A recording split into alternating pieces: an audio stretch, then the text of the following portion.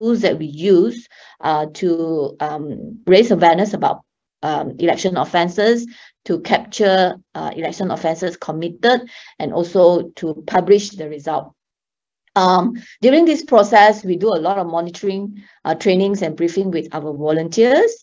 We have this FAQ, which I think is very important, and also the fact-checking mechanisms during the GE15. And after both the elections, we actually have released election observation report with recommendation in reform. So this is a poster that we came up with during the GE15, where we compare the manifesto of different coalitions party in area of institutional reform. And I think this poster actually has gone very wide, and it helps the publics or the voters to make decisions, in fact. Okay. So this is our Vote Future campaign. We launched it on the 9th of November 2022, just a week before the GE15 polling day. In this campaign, we have a video featuring a diverse mix of citizens, including some prominent figures and influencers from all walks of life, urging Malaysians to come out and vote. As you can see, the message is very clear. My future, my vote. It is important for everyone to come out to vote.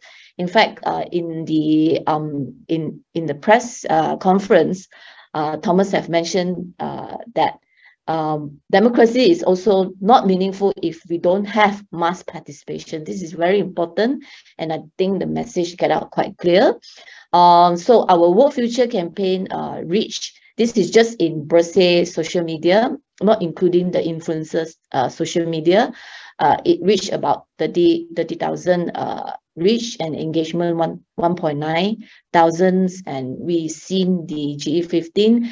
Even with the enlarged electoral roll, we have reached almost 74% of voter turnout, and 15.5 million Malaysians came out to vote on that day. And further to that, we advocate for the postal voting reform, postal voter reform. We understand from the survey that we have conducted and also consultations with our stakeholders that a lot of the time overseas Malaysians are very concerned that they did not receive the ballot paper on time and are not able to return back or send back the ballot paper, the marked ballot paper, to the constituency before the polling station close. They are not aware of the registrations, and sometimes they do not trust the system. You know, they do not trust that their ballot will come back in time or it will not be tainted. So there are many issues relating to postal ballot overseas, especially overseas Malaysian. We have come up with a few recommendations which we continuously push and continuously put it to the public to raise awareness, to to put pressures on the election commissions in order to reform this, because this is such an important area that we cannot overlook. And out of regions voting, especially Sabah, Sarawak, Rakhine, working or studying in Peninsula, there are many reasons why they are not able to go back and vote. And we push for advanced voting mechanisms to be made available to them. But not only out of regions, I think for the next 6 state elections, we will see a lot of voters who are working in KL, but their constituency is in Penang. They may not be able to go back to vote, and we have to recognize that this is a big issue where access to voting must be facilitated by the election commissions for this out-of-state voting. So this is one area that we are really pushing for in terms of the reform. Access to voting by the person with disability, as you can see, this is a photo that we took during one of the town hall. So this is an area again we have to continue to work on. And in 2022, we actually helped a voter in Johor who was barred from voting because of his MySejahtera status remain as positive, even though he has already cleared from the COVID. So we are saying that the right to vote cannot be inferior or subject to SOP by the Ministry of Health, and we helped this voter to file the case in the High Court, challenging that decisions and asking for a declarations, in fact, that the actions by the Election Commission's worker was illegal and unconstitutional. And the redelineations, we met with Selangor State Government last year and proposed our recommendations and suggestions for the reform. Okay, so Ketuanan Pengundi, as I said, this is one of the core programs that we have in 2022. We center voter at the heart of our democracy, not race, not religious, not politics. We have 6 demands when we go to the ground and engage with them. So we went to Penang, Selangor, Kelantan, Sabah, Sarawak, Melaka, and we have our finale in Johor. Presented the 6th demand. We have forums with the local community leader as well as politicians to talk about the 6th demand and to have dialogue. And we do flash mob and we do leafleting. As you can see, this is the first one that we held in Penang. So parliamentary reform. Throughout the year, we have 3 series of MP talk on Parliamentary Services Act, on confident and no confidence mechanism, and terms of reference for parliamentary select committees. We find that sometimes MP it's difficult to engage an MP for like half a day event for them to really sit down and listen to the reform. But this MP talk is really aimed at like 1 hour online. And we present our reform in a very straightforward and in a point form, and we get the MPs to feedback, to get their opinions and to get their feedback basically. And we felt that this is also quite a successful model in terms of engaging with the MPs. And we conduct media workshop on parliamentary reform because we understand that sometimes it can be quite technical. Reading the report may not be the most effective way than a face-to-face workshop in explanation. So we conducted media workshop, and we are the driving force for Sikh community for professional parliament. And throughout 2022, I think SCPP issued four press statements that really set the tone and set the agenda for parliamentary reforms, and it actually garnered a lot of public support and public awareness as well. And Parliamentary Caucus of Multi-Party Democracy, this is also one of the major milestones that I believe we have achieved. And in fact, this idea of multi-party democracy is the beginning of unity government, I suppose, because it actually plants the idea of the importance of different parties coming together. And we have the research paper on standing order reform, Unlocking the Power of Parliaments by Mahabala Krishnans.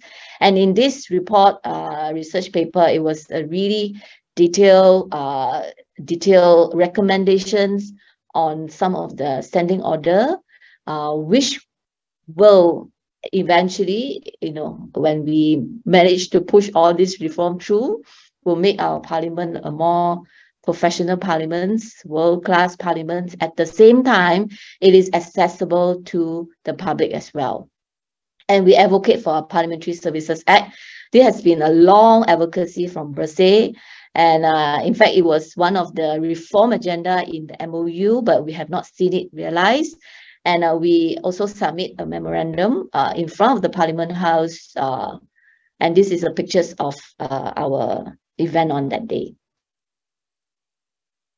So anti-hopping, we do not to say more, attended numerous consultations.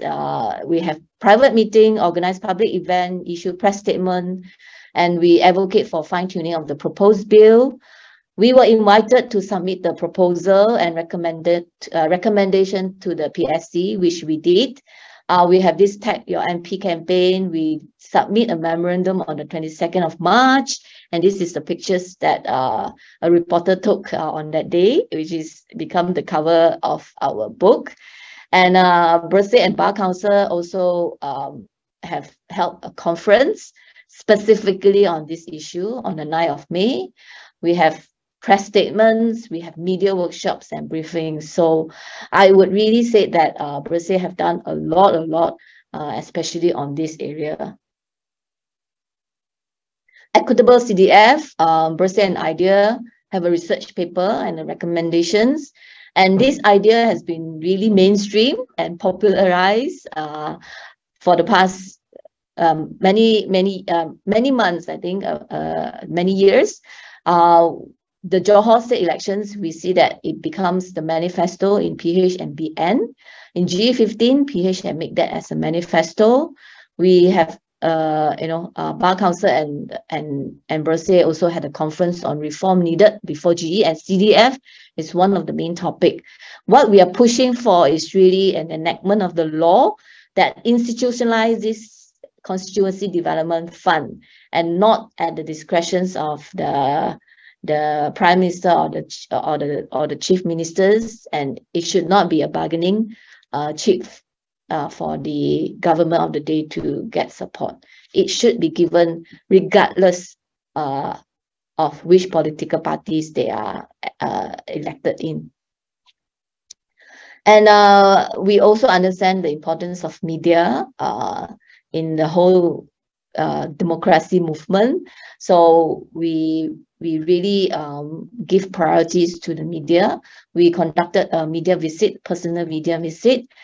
We have this Suara Untuk Semua initiative, social media campaign, because we know that this is the way for the younger generations to move forward, to reach out to them. We have video and infographic. There are still a lot of rooms for improvements, but we really attempt to our best to come out with video and infographic that are attractive and to layman language. And we have like really a lot of media interviews, infographic on postal voting, which encourage people to register as a postal voter. It actually reached 57.4 thousand. So you can see it is important, and the public or the people are really longing for information to know more about this. So the infographic really helped, and our Work Future campaign reached 30.8 thousand. And of course, we have also launched many online petitions on change.org. And the reason one that pop up again is the urging that Najib should not be pardoned, and it reached 150,000 signatories. So this is a financial account. We in 2020 we have a book sale because the book was launched in November, end of the year, so we have captured some book sales there, public donations and grant, and the total expenses for program to run the program that I have mentioned just now come up to 182,000, and the total operating costs come up to 444,000. So we actually have a net loss of 153,000. The detail of this report, detail of the finance can be read in the reports, financial reports. Okay, so thank you very much. So I have just summarized the report. So this is the three pictures that I felt, signified our work as well. We did a Raya little greetings video. This is Work Future, one of the poster. And the other one, the last one, is the protest in front of the Parliament. Thank you very much for your attentions. I believe that the reports is shared in the chat. It's already shared in the chat. And if you want these presentations, we can also share it in a while. Yeah. stop sharing. Okay, thank you so much, Chow Ying, for that comprehensive overview of what we have been doing last year. As you can all see, it's a lot.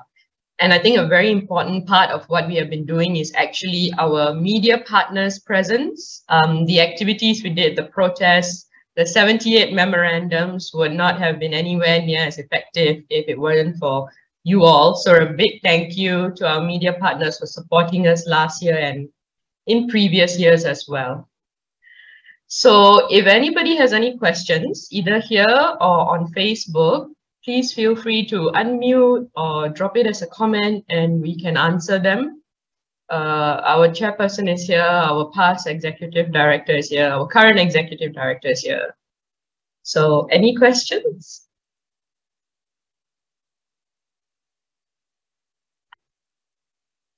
Okay, we have one, Inchi from BFM. Any plans for Bersih to advocate the enactment of anti-party hopping law at the state level, as several states have yet to enact the law even though their state elections are around the corner? So maybe we can do that one first before we go to the next question.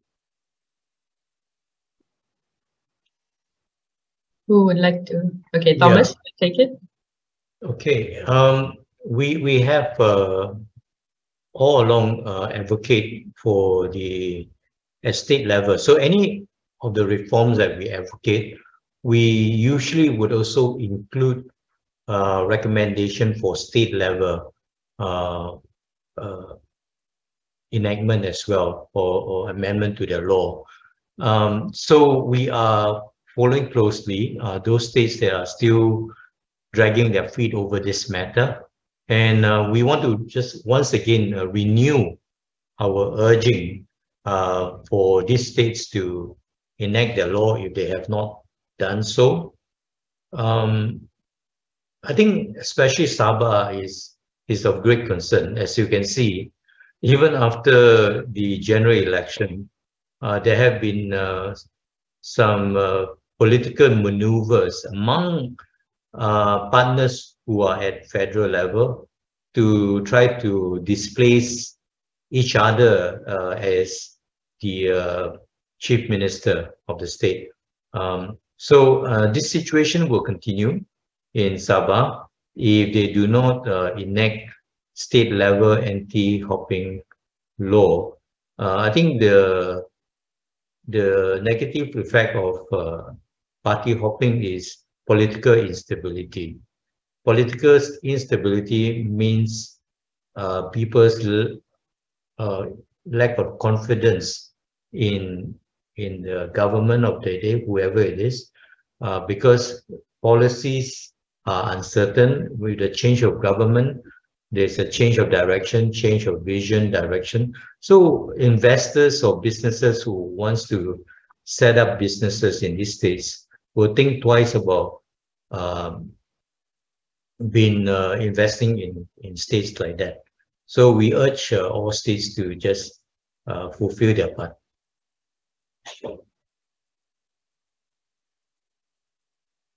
Okay, thank you, Thomas. We have another question from Amar from The Vibes.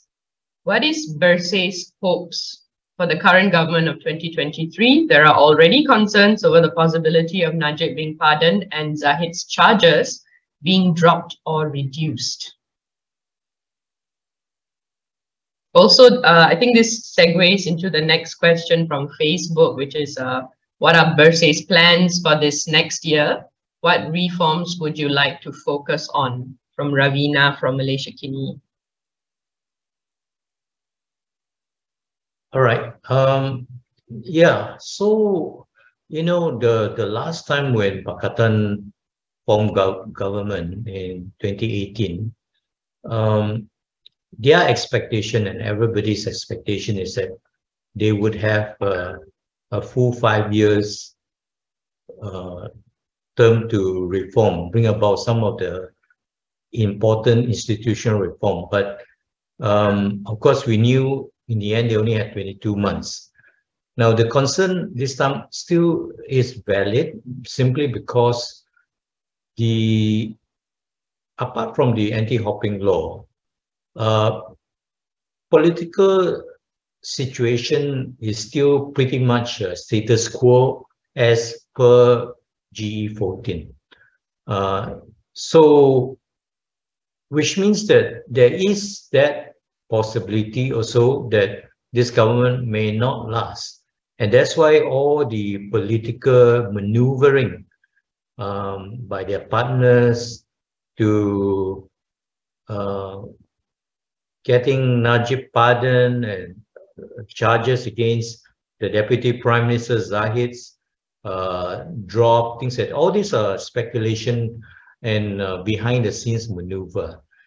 What we are calling for is really that this government put into place reforms that not only bring about political stability for the long term, but also in this reform, for example, parliamentary reform, by allowing parliamentarians, both government backbenchers and also the opposition, to play a more active and meaningful role, their respective role, I think will take away some of the pressure for a change of government,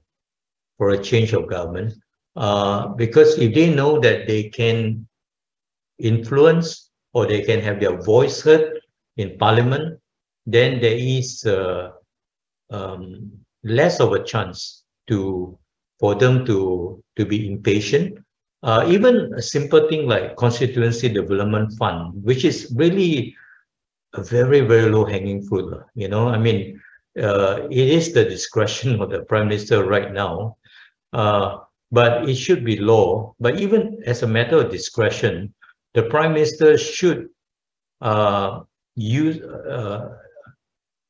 it to the opposition so that they have the resources needed to run their constituency and serve the people who elected them. Now, many people think that CDF is a blank check. You know, these people are really corrupt and all this talk. But no, there are built-in check and balances. This issued by the ICU, Implementation and Coordination Unit of the Prime Minister. Every allocation that they want to give out has to be approved. So I think this is something that as a matter of Malaysia Madani and goodwill, it should be given, because this would strengthen the stability of the government itself. So we like to see low-hanging fruit reforms such as CDF, such as Political Financing Act being enacted, and also the separation of the power of the public prosecutor from the Attorney General, because this is often the function that is allegedly used to punish opposition. So any investigation or any charging of opposition, even for valid reason, they will use this as a escape to say that, see, this government is cruel. See, this government is using the Attorney General to prosecute us. But if this is separated, then this would, I think, assure the public and also the opposition that any charges brought are based on the case, the merit of the case itself. Yeah, so we like to see the reforms taking place as soon as possible, especially the low-hanging fruits. Yeah, I just want to jump in here to say that, to share also, let me just share, that we have a strategic goal for 2023 to 2027, and this is actually stated in our annual report. So continue to work as the electoral watchdog, working to set up a parliamentary select committee on election matters, and pursuing the legislative reform, like what Thomas said just now, not only the amendment to the Election Offences Act, also the CDF and political financing, mainstreaming multi-party democracy, expanding our stakeholder engagement and public outreach, upholding freedom of expressions as assembly. So yeah. So this is also in our reports where you can have a look. Yeah. Okay, thank you, Chao Ying. Anyone else have any questions? Feel free to unmute as well and ask.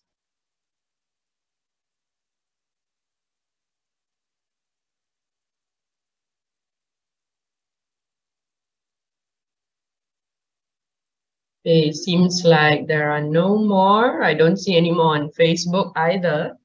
So if that's the case, we can call this to a close then. Okay. So Dorina can stop the live lah. And thank you to everyone for joining us today. We really appreciate your presence here.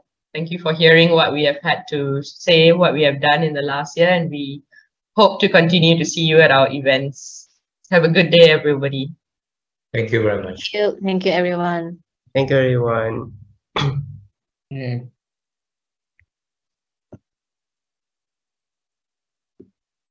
Tanda-tanda laban ya. So we stay on for a while, right? Yeah. Okay, boleh. Okay.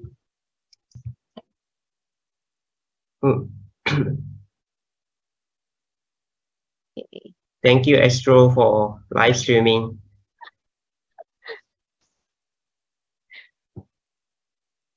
Okay. Oh, I think the Astro is still here. Maybe you can remove them. Good.